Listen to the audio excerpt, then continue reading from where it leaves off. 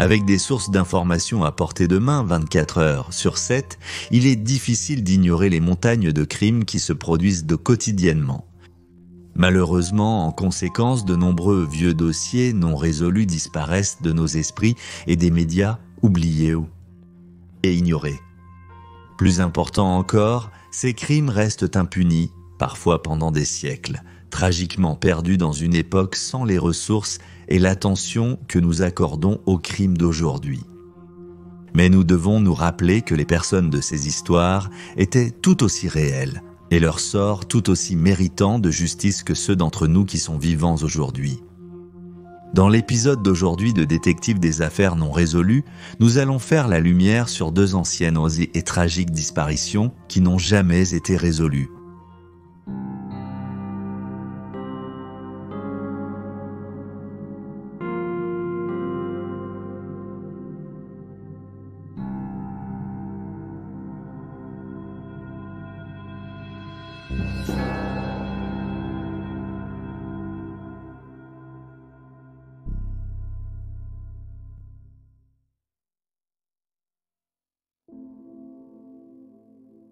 Charlie Ross. Charles Brewster Ross, qui était généralement surnommé Charlie, a été la première victime d'enlèvement pour rançon en Amérique en 1874. Malgré le fait que son cas est près d'1 siècle et demi, il reste non résolu et le sort de Charlie Ross reste inconnu. Charlie est né le 4 mai 1870 à Philadelphie, Pennsylvanie, de Christian K. Ross et sa femme Sarah Ann et avaient 2 frères et 3 sœurs. Le couple était pendant un certain temps relativement bien loti et vivait dans un grand manoir à Germantown, un quartier aisé de Philadelphie. Le 1er juillet 1874, Charlie et son frère Walter, 6 ans, jouaient dans le jardin devant chez eux. Sarah Ann était absente à Atlantic City, se remettant d'une maladie, tandis que Christian passait la majeure partie de la journée à travailler dans son magasin. Les enfants étaient sous la surveillance des domestiques. Lorsque Christian est rentré du travail, il n'a pas été immédiatement alarmé de constater que Walter et Charlie n'étaient pas dans le jardin devant la maison, car une des bonnes prétendait avoir vu les garçons jouer dans la rue avec des amis. Cependant, Christian a été rapidement alerté par un voisin qui avait vu les garçons emmenés dans une calèche. Il a été découvert plus tard que pendant plusieurs jours, 2 hommes avaient fourni des bonbons aux enfants et le 1er juillet, ils avaient approché Charlie et Walter et leur avaient offert non seulement des bonbons, mais aussi des feux d'artifice. Ils ont promis aux enfants qu'ils obtiendraient ces 2 choses s'ils acceptaient de monter avec les inconnus. Les garçons ont accepté, mais peu après leur départ de la maison, Charlie, 4 ans, s'est mis à pleurer. Walter a été déposé dans un magasin local et a reçu de l'argent pour acheter des feux d'artifice. Mais quand il est revenu, les kidnappeurs et son frère avaient disparu. Walter a vite été réuni avec sa famille par un habitant, mais Charlie demeurait introuvable. Le 3 juillet, Christian a placé une annonce dans le journal local offrant $300 pour le retour en sécurité de son fils. Peu de temps après cela, il a commencé à recevoir des lettres de rançon des kidnappeurs apparents. Les lettres sont arrivées sous forme de notes envoyées par courrier depuis des bureaux de poste à Philadelphie et au-delà, et elles étaient mal écrites. L'écriture a été décrite comme étrange, tandis que l'écriture elle-même était à peine alphabétisée avec une orthographe et une grammaire extrêmement pauvres. Les lettres de rançon exigeaient $20 000 pour le retour en sécurité de Charlie, ce qui équivaut à environ $450 000 aujourd'hui. Les ravisseurs ont mis en garde la famille contre le fait de contacter les forces de l'ordre et ont menacé de faire du mal à Charlie si Christian ne coopérait pas. Cependant, à ce stade, la famille Ross avait perdu une quantité considérable de leurs richesses. Bien qu'ils continuent à vivre dans une grande maison dans un quartier aisé, le magasin de Christian commençait à flancher à cause du krach boursier de 73 et la famille était fortement endettée. En conséquence, ils ne pouvaient tout simplement pas se permettre les demandes de rançon. La famille ne voyait pas d'issue et a donc contacté leurs services de police locaux. Plusieurs Philadelphiens de renom ont sollicité l'aide de la célèbre agence de détectives Pinkerton, la même agence dont nous avons parlé dans un épisode précédent de Detective Cold Case en discutant de Dorothy Arnold. L'agence a imprimé des milliers de tracts et d'affiches présentant le visage de Charlie. Et bien que les policiers aient mené l'une des plus grandes chasses à l'homme du 19e siècle, ils n'ont pas pu localiser le petit garçon de 4 ans disparu. Bien que plusieurs tentatives aient été faites pour livrer l'argent de la rançon aux kidnappeurs, chaque fois les auteurs ont échoué à apparaître. Après 23 notes, les ravisseurs de Charlie ont cessé de communiquer avec sa famille. L'affaire a pris une tournure 5 mois plus tard, lorsque dans la nuit du 13 décembre, la maison d'un juge vivant à Brooklyn a été cambriolée. Le frère du juge qui vivait à côté a rassemblé les membres de sa maison et ils se sont tous armés pour attraper les intrus. Les hommes ont abattu les 2 cambrioleurs, des criminels de carrière nommés Bill Mosher et Joe Douglas, qui venaient d'être libérés de prison. Alors que Mosher a été tué sur le coup, Douglas a vécu 2 heures de plus et a pu brièvement communiquer avec les hommes qui l'avaient abattu. Il semble plutôt incertain de savoir exactement ce que Joe Douglas a dit cette nuit-là. Mais le consensus général semble être qu'il a admis que lui et Mosher avaient enlevé Charlie Ross. Mais il a également dit que son partenaire, maintenant décédé, connaissait l'emplacement actuel du petit de 4 ans. Après cela, cependant, ses déclarations sont redevenues floues. Il y a une certaine confusion sur le fait qu'il ait admis que Charlie était mort ou qu'il ait déclaré que le garçon serait rendu à sa famille dans quelques jours. Il semblait convenu que Douglas n'aurait aucune raison de mentir car il savait qu'il était en train de mourir lorsqu'il a avoué. Si Charlie était encore en vie au moment où les 2 hommes sont décédés, il n'a jamais été rendu à sa famille. Peu de temps après cela, Walter Ross a été emmené à New York pour voir s'il pouvait identifier Mosher et Douglas comme les hommes qui avaient enlevé Charlie ce jour-là en juillet. Walter les a immédiatement reconnus, surtout Mosher qui avait un nez distinctement mal formé car le cartilage avait été détruit par le cancer. Il a été rapidement découvert qu'un policier déshonoré nommé William Westervelt était un associé de Bill Mosher et également son beau-frère. Westervelt a été arrêté et détenu en lien avec l'affaire, et en 1875, il a été jugé pour l'enlèvement de Charlie. En attendant son procès, Westervelt aurait dit à Christian que Charlie était vivant au moment de la mort de Mosher. Cependant, l'ancien officier de police n'a pas pu être lié au crime et Walter a insisté sur le fait qu'il n'était pas l'un des kidnappeurs. Par la suite, Westervelt a été reconnu non coupable d'enlèvement, mais a été condamné pour une accusation de complot moindre et a finalement purgé 6 ans de prison, bien qu'il ait continué à clamer son innocence tout au long de sa peine. Rien que dans la première année suivant l'enlèvement de Charlie, 600 signalements ont afflué de tout le pays, mais malheureusement, aucun d'entre eux n'a abouti. 2 ans après sa disparition, le père de Christian a écrit un livre sur l'affaire et l'a fait publier. Il a investi les gains de son best-seller pour poursuivre ses recherches afin de retrouver son fils. En 1878, la frénésie médiatique entourant l'affaire a commencé à se calmer.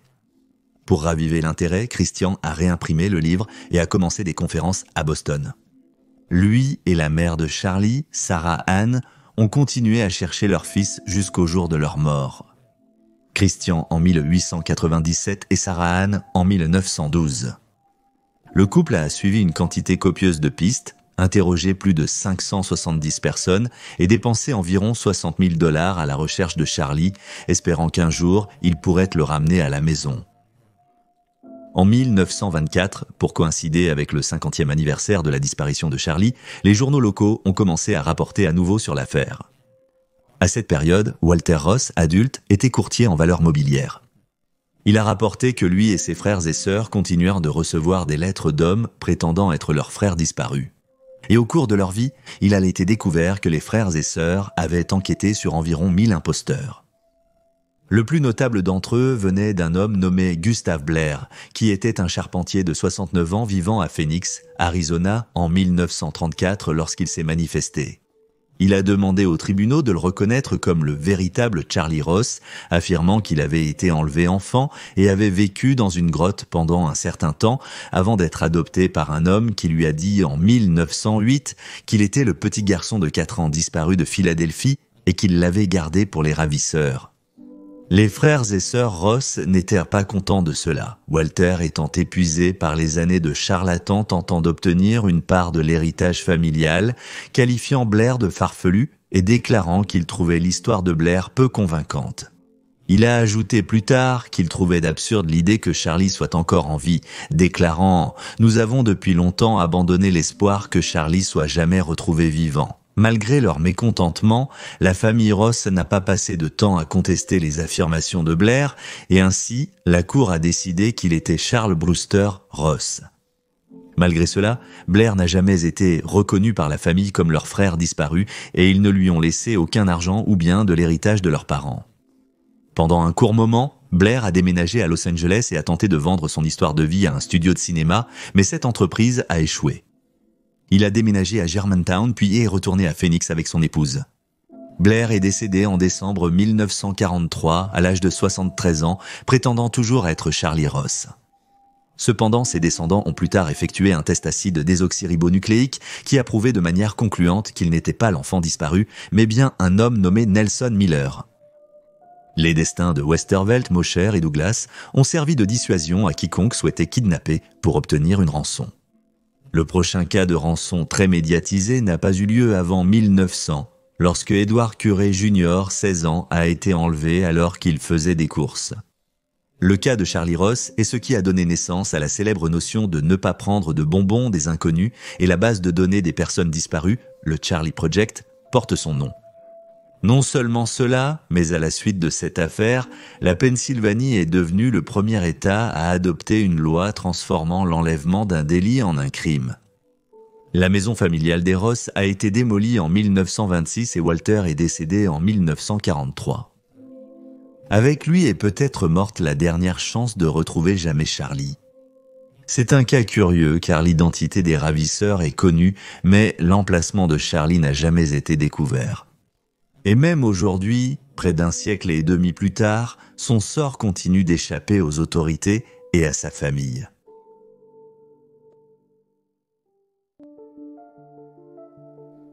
Louis Le Prince. Louis Le Prince était un artiste et inventeur français célèbre pour sa création de la première caméra de cinéma. Il a été la première personne à filmer une séquence d'images en mouvement en utilisant une caméra à objectif unique et une bande de papier. Bien que beaucoup citent les frères Lumière et Thomas Edison comme les inventeurs du cinéma, c'est en grande partie parce que Louis a disparu juste avant qu'ils ne doivent révéler publiquement ses inventions. Louis est né dans la ville de Metz en France le 28 août 1841. Son père était un major de l'artillerie dans l'armée française et était également officier de la Légion d'honneur, un ordre français établi en 1802. Louis passait beaucoup de temps dans le studio appartenant à l'ami de son père, un photographe, qui lui a enseigné la chimie et la photographie, suscitant son intérêt qui conduirait à sa célèbre invention. En conséquence, Louis a continué à étudier la peinture à Paris et la chimie en post-graduation en Allemagne. En 1866, Louis a quitté le pays lorsqu'il a décidé de déménager à Leeds, West Yorkshire, Angleterre, où un ami à lui nommé John Whitley l'avait invité à rejoindre son entreprise d'ingénierie. 3 ans plus tard, en 1869, Louis a épousé la sœur de John Elizabeth, qui était une artiste. Ensemble, les jeunes mariés ont partagé leur propre établissement éducatif, l'école technique d'art de Leeds, en 1871. Leur technique était unique et populaire, fixant la photographie en couleur sur le métal et la poterie. Plusieurs noms de ménage de l'époque, y compris la reine Victoria et le premier ministre William Gladstone, ont commandé au couple des portraits dans ce style inhabituel. Peu de temps après l'ouverture de l'école, Louis a passé un certain temps à gérer des artistes français et il a commencé à construire un appareil photo à 16 objectifs avant de rentrer chez lui. En mai 1888, Louis a construit un appareil photo à objectif unique, une version mise à jour de ce qu'il utilisait pour tourner plusieurs films cinématographiques, le plus notable étant connu sous le nom de Roundhay Garden. Il a également tourné plusieurs autres films, dont un de son fils, Adolphe, jouant de l'accordéon et un simplement appelé Leeds Bridge.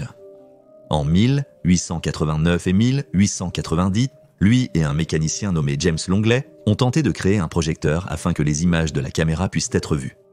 Selon la famille et les amis, ils avaient en vue le projecteur en usage, mais la technologie n'a jamais été révélée au public. En septembre 1890, Louis a commencé à se préparer pour son voyage aux États-Unis où il présenterait son travail en public. Avant de partir pour l'Amérique, il est allé voir son frère Albert à Dijon. On sait peu de choses sur le séjour de Louis, ici son humeur ou ce dont les frères ont parlé. Mais ce que nous savons, c'est que le 16 septembre, le 49 ans a pris un train pour Paris, mais à son arrivée, Louis n'était pas à bord et ses bagages non plus. On a d'abord soupçonné qu'il avait simplement pris un train plus tard, mais il n'est jamais réapparu et n'a jamais été revu. La police française, Scotland Yard, ainsi que la famille et les amis ont tous aidé à rechercher l'homme disparu, mais il n'a jamais été localisé et il n'y avait aucune preuve ou information sur lesquelles se baser. Albert était le seul témoin à avoir vu Louis monter dans le train, ce qui a conduit à des théories selon lesquelles il était le responsable et qu'il avait tué Louis et s'était débarrassé de son corps et de ses biens pour un gain financier. Cependant, il n'y a tout simplement aucune preuve pour étayer cette théorie. Sans véritable piste, ce qu'il nous reste, ce sont un certain nombre de théories. Le petit-fils du frère de Louis aurait dit à un historien du cinéma que l'inventeur voulait se suicider parce qu'il était au bord de la faillite. Il est possible qu'il ait arrangé pour que son corps et ses biens ne soient jamais retrouvés. Cependant, il est à noter que l'entreprise de Louis était très rentable et qu'il était fier de ses inventions. Il est probable qu'il aurait gagné de l'argent avec la présentation de ses dernières créations. En conséquence, il semble peu probable qu'il ait souhaité mettre fin à sa vie uniquement pour ses problèmes d'argent signalés, bien que cela puisse expliquer pourquoi ni son corps ni ses objets n'ont jamais refait surface. Christopher Rowlands, l'auteur du livre de 1990 The Missing Reel qui discute du cas de Louis, évoque la possibilité que le 49 ans ait été assassiné à cause de brevets.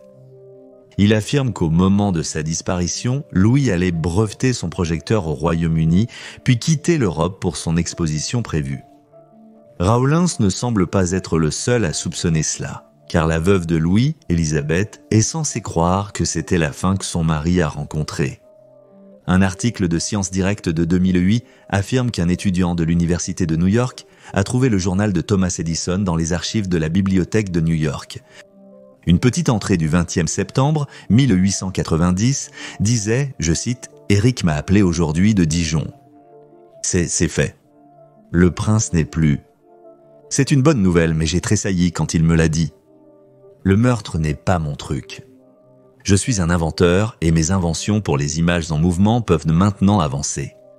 Cependant, cette note n'a été authentifiée que par un seul historien, donc sa légitimité reste encore discutable. En 1966, une autre théorie a suggéré l'idée que Louis avait volontairement disparu pour des raisons financières et des inconvénients familiaux. Un journaliste a affirmé qu'en 1977, on lui avait montré une note qui confirmait que Louis était décédé à Chicago en 1898, après y avoir déménagé à la demande de sa famille lorsqu'il a été révélé qu'il était homosexuel.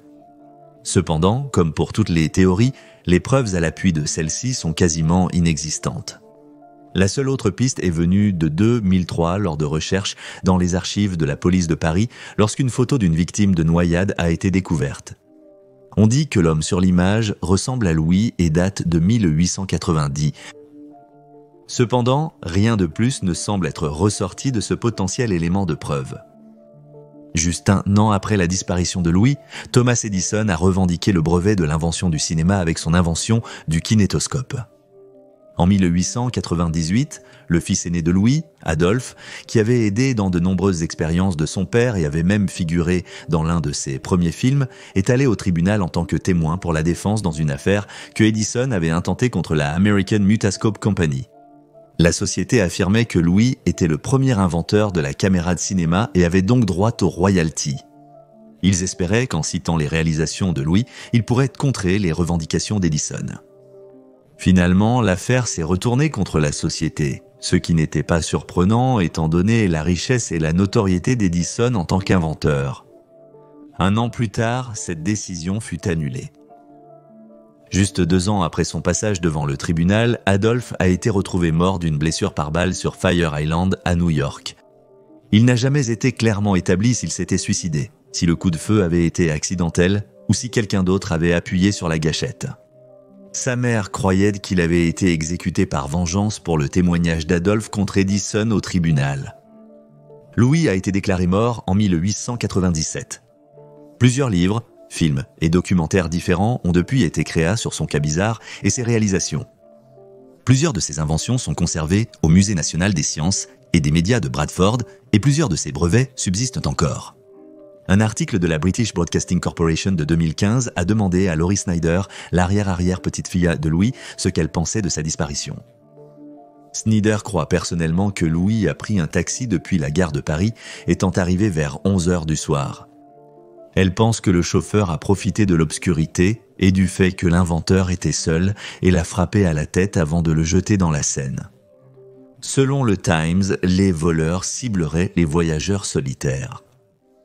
Snyder dit qu'elle ne peut pas croire qu'un homme qui aimait tant sa famille, comme en témoignent ses lettres, puisse disparaître volontairement ou se donner la mort. Et ajoute également que l'idée qu'Albert ait pu exécuter son frère était absurde car la famille était notoirement très unie. Quant à la théorie d'Edison, Snyder pense qu'il avait probablement de meilleures choses à faire que d'éliminer ses rivaux. Quoi qu'il en soit, il semble probable que nous ne connaîtrons jamais la vérité sur ce qui est arrivé à Louis le Prince cette nuit du 16 septembre 1890. Et voilà les faits. Partagez vos théories et spéculations dans les commentaires ci-dessous. Et n'oubliez pas d'aimer cette vidéo et de vous abonner pour soutenir la chaîne. Pour plus de contenu sur les crimes réels, écoutez le podcast du détective des affaires non résolues.